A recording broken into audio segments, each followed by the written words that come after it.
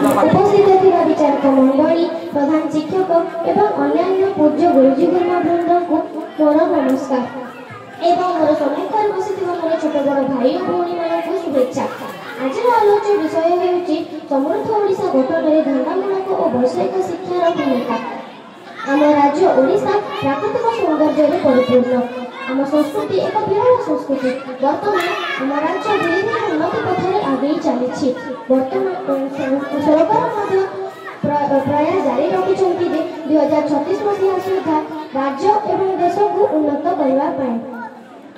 କିନ୍ତୁ ଆମ ରାଜ୍ୟର ଅନେକ ଅଞ୍ଚଳ ଏବେ ମଧ୍ୟ ଅନୁନ୍ନତ ହୋଇ ରହିଛି, ଯାହାକି ସମୃଦ୍ଧ ଓଡ଼ିଶା ଗଠନରେ ବାଧା ସୃଷ୍ଟି କରୁଛି।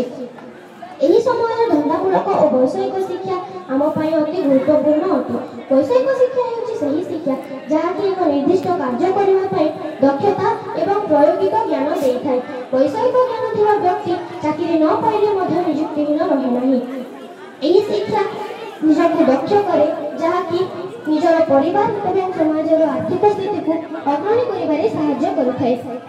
ଧନ୍ଦାମୂଳକ ଶିକ୍ଷା ଦ୍ୱାରା ଛାତ୍ରଛାତ୍ରୀମାନେ କୌଶଳ ଆଧାରିତ ଜ୍ଞାନ ପାଇଥିବାରୁ ସେମାନେ ଅନେକ ଶିଳ୍ପ କିମ୍ବା ଛୋଟ ବଡ଼ ବ୍ୟବସାୟ ଆରମ୍ଭ କରିପାରିବେ। ଏହି ଶିକ୍ଷା ସେମାନଙ୍କୁ ନିଜକୁ ରୋଜଗାରକ୍ଷମ କରିବା ସଙ୍ଗେ ସଙ୍ଗେ ଅନ୍ୟମାନଙ୍କୁ ମଧ୍ୟ ରୋଜଗାରକ୍ଷମ କରିପାରିବ। ଧନ୍ଦାମୂଳକ ଶିକ୍ଷା ହିଁ ଆମ ରାଜ୍ୟର ଆମ ଓଡ଼ିଶାର ଯୁବପିଢ଼ିମାନଙ୍କୁ ଆତ୍ମନିର୍ଭରଶୀଳ କରିପାରିବ ଏବଂ ଆମର ସମୃଦ୍ଧ ଓଡ଼ିଶା ଗଠନର ସ୍ୱପ୍ନ ସାକାର ହେବ। ବୈଷୟିକ ଶିକ୍ଷା ଭିତ୍ତିରେ ଛାତ୍ରଛାତ୍ରୀମାନେ ଡାକ୍ତର ଇଞ୍ଜିନିୟର ହୋଇ ନିଜର ଉନ୍ନତି କରିପାରିବେ ଏବଂ ଆମ ରାଜ୍ୟର ଜନସାଧାରଣମାନଙ୍କୁ ସୁଲଭ ମୂଲ୍ୟରେ ସେବା ଯୋଗାଇ ପାରିବେ। ଏବଂ ଏହି ଶିକ୍ଷାରେ ଛାତ୍ରଛାତ୍ରୀମାନେ ଏବଂ ଯୁବପିଢ଼ିମାନେ ଅନ୍ୟ ରାଜ୍ୟକୁ ରୋଜଗାର କରିବା ପାଇଁ ଯିବେ ନାହିଁ।